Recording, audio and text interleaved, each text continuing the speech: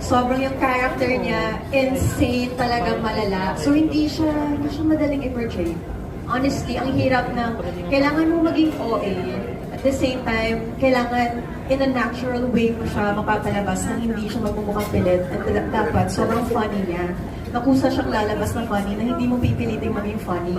So, ang hirap talaga. So, nung workshop namin, kasi siguro mga 2 days na kami, nag-worry ako na hindi siya lumalabas naturally. Tapos halatang iniisip ko yung script, parang ganon. Tapos hindi malabas yung funny side ko. So parang akala ko noong una, hindi ko yata kaya. Paano? Buti na lang. Si Direk, nandun. Sobrang hands-on po niya kahit sa workshop, sumasama po siya sa amin. And we all know naman na sobrang witty and funny talaga ni Direk Fifth personally.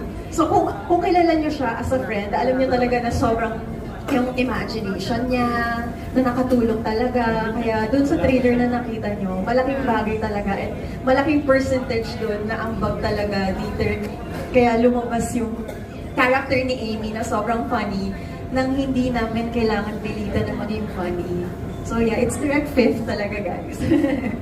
Yan.